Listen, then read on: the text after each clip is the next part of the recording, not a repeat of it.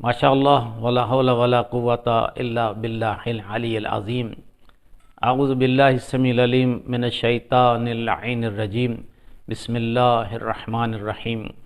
الحمد للہ رب العالمین، والصلاة والسلام علی سید الانبیاء والمرسلین، سیدنا و نبینا ابی القاسم محمد، ثم الصلاة والسلام علی آلہ الطیبین الطاہرین المعصومین المنتجبین المنتخبین المہدیین المظلومین الذین اذهب اللہ عنہم الرجس وطہرہم تطہیرا، ولعنۃ اللہ علی اعدائہم اجمعین من یومنا ھذا الی یوم الدین۔ اما بعد فقد قال الحکیم فی القرآن المجید والفرقان الحمید، وَهُوَ أَصْدَقُ الصَّادِقِينَ وَقَوْلُهُ الْحَقُّ۔ بسم اللہ الرحمن الرحیم۔ یوم ندعو کل اناس بامامہم۔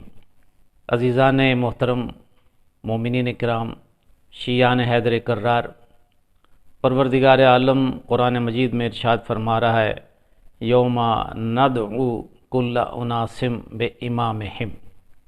اس آیہ مجیدہ کے عنوان سے یہ تیسری گفتگو آپ کی خدمت میں پیش ہے، اور اس حوالے سے ہے کہ رجب المرجب کی 10 تاریخ کو سن 195 ہجری مدینہ منورہ میں سرکار امام محمد تقی علیہ السلام جو سلسلہ عصمت و طہارت کی 11ویں کڑی اور 9ویں تاجدار امامت ہیں، ان کی ولادت ہے۔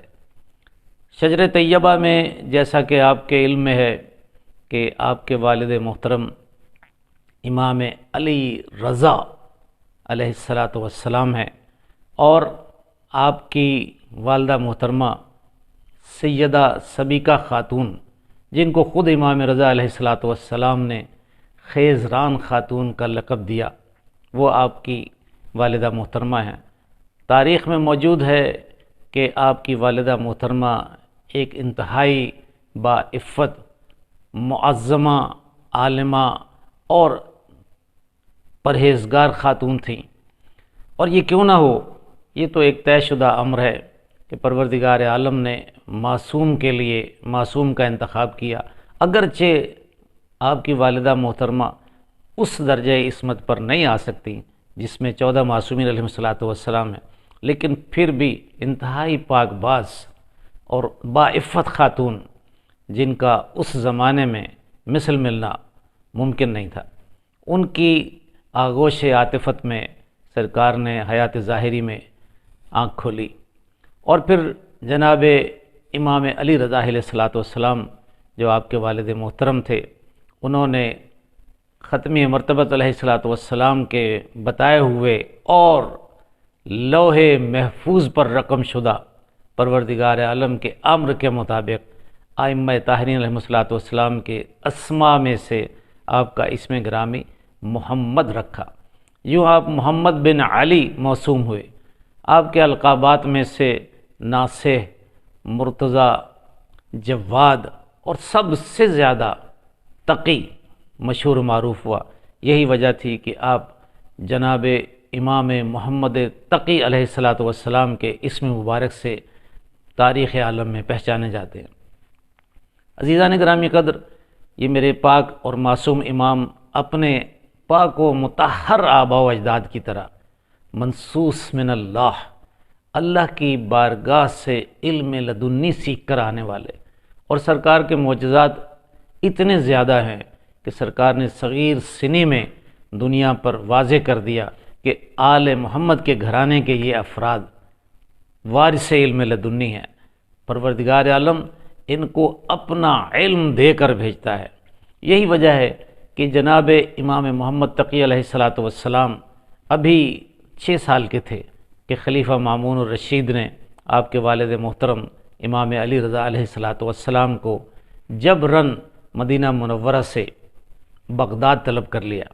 یوں آپ ابھی 6 سال کے تھے کہ والد ماجد کے سائے عاطفت سے محروم ہوئے، اور پھر یہ زمانہ اتنا طول پکڑا کہ امام علی رضا علیہ الصلاۃ والسلام کی شہادت کے وقت تک آپ مدینہ منورہ میں مقیم رہے، اور مولا امام علی رضا علیہ الصلاۃ والسلام بغداد میں مقیم رہے۔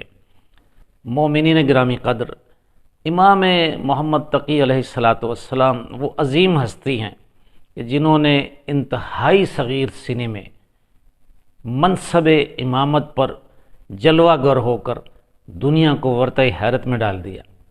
آپ کے فرمودات اپنی جگہ، آپ کے اوصاف کمالات اپنی جگہ، لیکن اوصاف وہی ہیں جس کو دشمن بھی مانے، اور بالخصوص امام محمد تقی علیہ الصلاۃ والسلام۔ ظاہر ہے کہ عباسی خلفاء کے زمانے میں عباسی، خاص طور پر مامون الرشید عباسی، جس کو ہم سمجھتے ہیں کہ وہ امام علی رضا علیہ الصلاۃ والسلام کے قتل میں شامل تھا، وہ ایسا دور تھا کہ جب امام محمد تقی علیہ الصلاۃ والسلام اپنے والد گرامی کی وفات حسرت آیات یعنی شہادت کے بعد آپ بغداد تشریف لے گئے۔ صغیر سنی کا عالم تھا کہ امام محمد تقی علیہ الصلاۃ والسلام نے بارہا اپنے ذاتی اور الہی اوصاف اور کرامات دکھا کر لوگوں کو اپنا گرویدہ بنانا شروع کیا۔ پروردگار عالم نے آپ کو جن صفات حسنہ سے مستفیض فرمایا تھا، ان کی مثال نہیں ملتی۔ روایت میں لکھا ہے کہ ایک مرتبہ مامون الرشید شکار کے لیے شہر سے نکل رہا تھا، بازار میں بھگدڑ مچ گئی۔ بازار کے ایک کونے پر کچھ بچے موجود تھے جن میں جناب امام محمد تقی علیہ الصلاۃ والسلام بھی موجود تھے۔ سارا بازار خالی ہو گیا، بادشاہ کی سواری آگے بڑھ رہی تھی، بچوں نے دیکھا تو ڈر کے مارے بھاگ گئے، لیکن آل محمد کا یہ چشمہ چراغ، یہ نور کی کرن اپنی جگہ موجود رہے۔ جب بادشاہ نے دیکھا تو کہا کہ صاحبزادے آپ کیوں نہیں بھاگے؟ مولا امام محمد تقی علیہ الصلاۃ والسلام نے وہ جوابات دیے کہ وہ حیران و ششدر رہ گیا۔ مولا نے فرمایا کہ میرے یہاں کھڑے رہنے سے راستہ اتنا تنگ نہ ہوتا کہ بادشاہ کی سواری نہ گزر سکتی۔ دوسری بات یہ تھی کہ میں نے کوئی ایسی خطا نہیں کی، میں نے کوئی ایسا جرم نہیں کیا جس سے مجھے یہ خوف ہو کہ مجھے سزا ملے گی۔ اور تیسری اہم بات یہ ہے کہ میں بادشاہ کے حسن ظن سے یہ امید رکھتا ہوں کہ بے خطا کسی کو پریشان نہیں کرے گا، کسی کو سزاوار نہیں ٹھہرائے گا۔ حیران ہو کر یہ باتیں سنتا رہا، شکار کے لیے آگے بڑھ گیا۔ روایت کے الفاظ ہیں کہ جب شکار کر کے پلٹا تو پھر وہی ماحول تھا، بچے پھر بھاگے اور امام محمد تقی علیہ الصلاۃ والسلام اپنی جگہ پر موجود رہے۔ اب جب امام کے قریب آیا تو بادشاہ نے سوچا کہ اب ان کا امتحان لیا جائے۔ امام محمد تقی علیہ الصلاۃ والسلام ظاہراً 8-9 سال کی سرکار کی حیات طیبہ تھی، آپ موجود ہیں وہاں۔ خلیفہ قریب آیا اور اس نے کہا کہ میں چاہتا ہوں کہ آپ میرے کسی سوال کا جواب دیں۔ آپ نے کہا پوچھو۔ اس نے کہا کہ یہ بتاؤ میرے ہاتھ میں کیا چیز ہے؟ جب اس نے مٹھی بند کر کے اپنی امام محمد تقی علیہ الصلاۃ والسلام کی طرف بڑھائی تو امام محمد تقی علیہ الصلاۃ والسلام انتہائی باروب انداز میں، بڑی متانت کے ساتھ اور بڑے خوبصورت انداز میں یوں گویا ہوئے فرماتے ہیں کہ پروردگار عالم نے اپنی قدرت سے دریا بنائے ہیں، ان دریا میں بہت ساری مخلوق ہے، اس مخلوق میں کچھ مچھلیاں ہیں، اور مچھلیوں میں سے کچھ چھوٹی مچھلیاں ایسی ہیں کہ وہ سطح آب پر آ جاتی ہیں۔ جب سطح آب سے باہر آتی ہیں تو سلاطین وقت اپنے باز کو شکار کے لیے چھوڑتے ہیں، اور جب باز ان کو شکار کر کے لے کر آتا ہے تو بادشاہ اپنے ہاتھ میں اس مچھلی کو بند کر کے مٹھی میں آل محمد کا امتحان لیتے ہوئے پوچھتا ہے کہ اس مٹھی میں کیا ہے؟ بس یہ جواب سننا تھا، اش کر اٹھا۔ امام محمد تقی علیہ الصلاۃ والسلام سے اس قدر متاثر ہوا کہ آپ کو اپنے ساتھ لیتا گیا۔ روایت نے لکھا کہ دربار میں امام محمد تقی علیہ الصلاۃ والسلام صغیر سنی کے باوجود ایک انتہائی اہم درجے پر فائز تھے کہ جب بھی بادشاہ علماء کو، فضلاء کو اور حکماء کو بلاتا، ان کے درمیان کوئی گفتگو کرتا تو مولا امام تقی علیہ الصلاۃ والسلام کی رائے کو اکثر زیادہ وزن دیتا۔ لوگوں کو حسد پیدا ہوا، لوگوں نے مامون الرشید سے کہنا شروع کیا کہ ہمیں سمجھ نہیں آتی کہ ہیں یہ ابن رضا، ٹھیک ہے ان کے والد محترم ایک بزرگ شخصیت تھے، لیکن یہ تو ابھی بچے ہیں، عالم طفلی میں ان کو اتنا زیادہ مقام دینا، ان کو اتنی زیادہ اہمیت دینے کا کیا مقصد؟ تو مجھے لگتا ہے کہ تاریخ کے اوراق میں جو واقعہ مناظرے کا لکھا ہے وہ مامون الرشید نے لوگوں کا منہ بند کرنے کے لیے، ان کو ایک چیلنج دینے کے لیے کیا۔ اس نے کہا کہ ایسا ہی ہے تو آؤ پھر کسی دن بھرا دربار لگایا جائے اور جناب محمد تقی کے اوصاف علم اور ان کے کمالات کا مظاہرہ میں بھی دیکھوں اور تم سب بھی دیکھو۔ تاریخ لکھتی ہے کہ 900 کرسیاں دربار میں لگائی گئی، 900 کرسیاں۔ اور وہ زمانہ تھا جب علم و فضل کے حصول کرنے والوں کے لیے، علماء کے لیے بادشاہ کے دروازے بھی کھلے تھے، دربار میں علماء کا آنا جانا تھا، بڑے بڑے قاضی دربار میں حاضر رہتے تھے، دربار آراستہ کیا گیا، اور پھر امام محمد تقی علیہ السلام بھی جلوہ افروز ہوئے۔ روایت کہتی ہے کہ امام محمد تقی علیہ السلام جن کا سن ابھی صرف 9 برس تھا، سرکار سے مناظرہ مباحثہ کرنے کے لیے اس وقت کے بغداد کے سب سے بڑے قاضی، قاضی القضات یحییٰ بن اقسم کو بلایا گیا، اور یحییٰ بن اقسم آ کر بیٹھا۔ جب سارا دربار سج گیا تو مامون مخاطب ہوا، کہا کہ اب کیوں نہ مناظرے کا آغاز کیا جائے؟ تو یحییٰ بن اقسم نے مامون الرشید سے کہا کہ پھر آپ ان سے کوئی سوال کرنے کی اجازت دے۔ مامون امام محمد تقی علیہ السلام کو سمجھ چکا تھا، پہچان چکا تھا اور ان کی معرفت رکھتا تھا، لیکن صرف اپنی حکومت اور آل محمد کی دشمنی کی خاطر جناب امام محمد تقی علیہ السلام کی عظمت، علم، فضیلت کا برملا اظہار نہیں کرتا تھا۔ وہ چاہتا تھا کہ آج دربار میں یہ حقیقت آشکار ہو جائے، پھر جب بھی کوئی فیصلہ ہوگا تو کم از کم آیان سلطنت، میرے وزراء اور میرے مشیر مجھ پر انگلی نہیں اٹھائیں گے۔ اس نے کہا یحییٰ بہتر ہوگا خود سوال کرو۔ یحییٰ بن اقسم آگے بڑھا اور جناب امام محمد تقی علیہ السلام سے عرض کی اجازت ہے کہ میں آپ سے سوال کروں۔ مولا امام محمد تقی علیہ السلام نے فرمایا کرو جو سوال کرنا چاہتے ہو۔ اب اندازہ لگائیں کہ اس نے سوچا کہ یہ ایک نوخیز بچہ ہے، 9 سال کی عمر میں، ابھی نابالغ بچہ، تو اس سے ایسا سوال کیا جائے جو معاملات، جو مسائل اسے درپیش نہ ہوں۔ ممکن ہے آل محمد کے گھر کا ہونے کی وجہ سے نماز، روزہ وغیرہ کے معاملات کو جانتا ہو، لیکن چونکہ ابھی صغیر سنی میں ہے، بلوغت کی حد کو نہیں پہنچے، اس لیے ممکن ہے کہ حج کے معاملات، بالخصوص احرام کی حالت کے اور جو چیزیں دوسری حج کی باریکیاں ہیں، ابھی ان سے نابلد ہوں گے۔ بڑے اطمینان سے اس نے مولا امام محمد تقی علیہ السلام سے یہ سوال کر دیا کہ صاحبزادے یہ تو بتائیے کہ اگر کوئی شخص حالت احرام میں شکار کر لے تو اس کا کیا کفارہ ہے؟ مولا امام محمد تقی علیہ السلام نے جب سوال سنا اس کی طرف دیکھ کر مسکرائے، کہا یحییٰ تیرا سوال نامکمل ہے، تیرا سوال مبہم ہے، تیرا سوال ناقص ہے۔ اس نے کہا وہ کیسے؟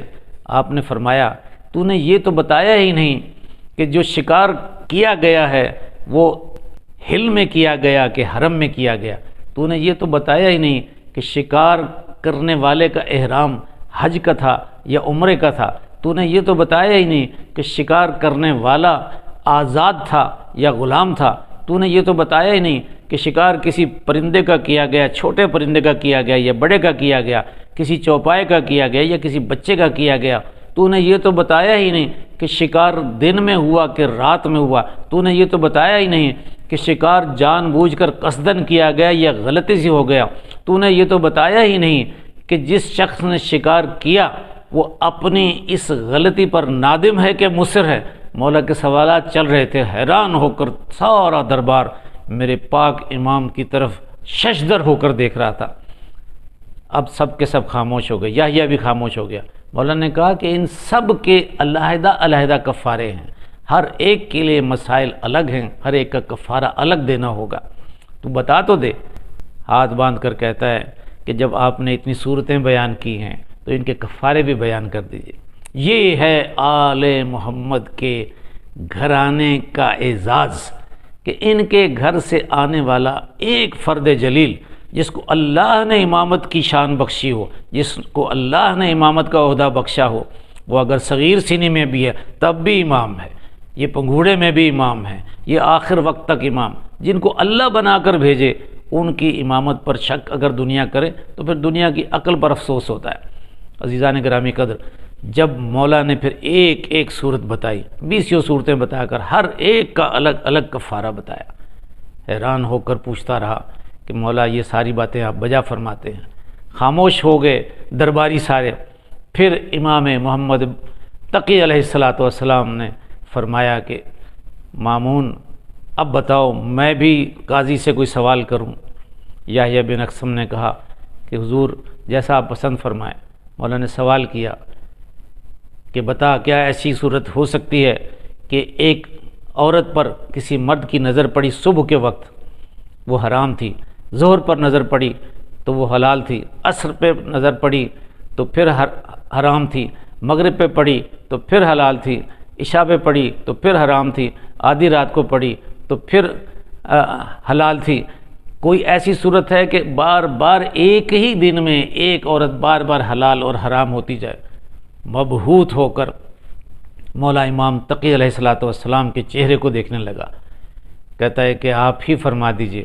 مولا نے فرمایا سن یحییٰ بن اقسم، سن، ایک عورت پر جب نظر پڑی اس شخص کی تو وہ کسی کی کنیز تھی، اس لیے اس پر حرام تھی، اس نے اسے خرید لیا اگلے وقت میں تو اس پر حلال ہو گئی، پھر اس نے آزاد کر دیا پھر اس پر حرام ہو گئی، پھر اس نے اس سے نکاح کر لیا پھر حلال ہو گئی، پھر اس نے زہار کیا پھر حرام ہو گئی، پھر اس نے زہار کا کفارہ دیا پھر حلال ہو گئی، پھر اس نے اسے طلاق رجعی دے دی پھر حرام ہو گئی، اور پھر صبح کے وقت رجوع کر لیا پھر حلال ہو گئی۔ مولا امام محمد تقی علیہ السلام کے اتنے مدلل جواب کے بعد مامون الرشید کے دربار میں خاموشی چھا گئی، سب احسنتو احسنتو احسنتو اور آل محمد کے گھرانے کے گن گانے لگے۔ عزیزان گرامی قدر، یہ عظیم ہستیاں جن کو اللہ نے اپنا علم دے کر بھیجا ہے، جن کو اللہ نے اپنی جانب سے معجزات دے کر بھیجے ہیں، روایت لکھتی ہے کہ یہی وجہ تھی کہ مامون نے اپنی بیٹی کا نکاح مولا امام محمد تقی علیہ السلام سے کر دیا۔ تاریخ میں ملتا ہے کہ مولا امام محمد تقی علیہ السلام جب شادی کے بعد اس نکاح کے بعد واپس مدینہ منورہ کی طرف جا رہے تھے تو مولا نے کوفے میں ایک قیام کیا، اور روایت لکھتی ہے کہ جناب مسیب کے مکان پر سرکار رونق افروز ہوئے۔ جب شام کا وقت ہوا تو آپ نے شہر کی سب سے بوسیدہ اور پرانی مسجد کا انتخاب کیا کہ میں وہاں جا کر نماز پڑھوں گا۔ ایک خادم دوڑ کر وضو کے لیے پانی لایا، آپ نے دیکھا کہ صحن مسجد میں ایک پرانا خشک سوکھا ہوا درخت لگا تھا۔ آپ نے جا کر اس درخت کی جڑ کے پاس بیٹھ کر اس کے حالے میں وضو فرمایا، وضو فرما کے وہاں نماز ادا کی۔ روایت نے لکھا، تاریخ میں 1 2 3 نہیں کتنے علماء نے لکھا ہے ملا جامی سمیت کہ جب مولا اس درخت کے حالے میں وضو کر کے واپس پلٹے تو اس درخت میں نئی کونپلیں پھوٹنے لگیں، اس درخت میں نئی شاخیں نکلنے لگیں، اور جب مولا وہاں سے روانہ ہو گئے تو روایت میں لکھا ہے کہ رات بھر میں وہ درخت سارا ہرا بھرا ہی نہیں ہو گیا، اس میں پھل بھی لگ گئے۔ تو عزیزان گرامی قدر، یہ معجزات ان ذوات مقدسہ سے ساتے ہوتے ہیں جو مقرب بارگاہ الہی ہیں، جو ہادیان برحق ہیں۔ ایک شخص مولا امام محمد تقی علیہ السلام کے پاس پیش ہوا، سرکار کو مبارکباد دینا چاہتا تھا۔ مولا نے جب اس کی طرف نظر کی تو مولا فرماتے ہیں مجھے لگتا ہے تم بہت پیاسے ہو۔ حیران ہو کر پوچھتا ہے کہ مولا میں پیاسا تو ہوں لیکن میں نے ابھی آپ سے ذکر نہیں کیا۔ مولا مسکرا کر اس کی طرف دیکھتے رہے اور پانی منگا کر آب خنک منگا کر اسے دیا کہ یہ لو سیراب ہو جاؤ۔ یہ ہیں وہ عظیم ہستیاں جن کو کسی کو بتانا نہیں پڑتا، اللہ کے دیے ہوئے علم سے وہ یہ جانتے ہیں کہ کس موقع پر کہاں پر حاکم شریعت کے لیے، ہادی برحق کے لیے، ہادی وقت کے لیے، امام وقت کے لیے کیا وظیفہ ہے۔ یہی وجہ ہے کہ ہمارے تمام ائمہ طاہرین علیہ السلام نے اپنے اپنے زمانے میں کردار محمدی پیش کیا ہے۔ سرکار ختم مرتبت علیہ السلام کے صحیح جانشین ہونے کا ثبوت دیا ہے۔ دنیا ان کے علم، ان کے فضل، ان کی عصمت، ان کی شرافت، ان کے تقوی، ان کی عبادت، ان کی ریاضت اور ان کی سخاوت کی مثال نہیں لا سکتی۔ پروردگار عالم سے دعا ہے کہ ہمیں مولا امام محمد تقی علیہ الصلوۃ والسلام، ائمہ طاہرین علیہ الصلوۃ والسلام، سرکار ختم مرتبہ علیہ الصلوۃ والسلام اور ان کے دین متین اسلام سے خالصتاً متمسک رہنے کی توفیق عطا فرمائے۔ اللہم صلی علی محمد و آل محمد۔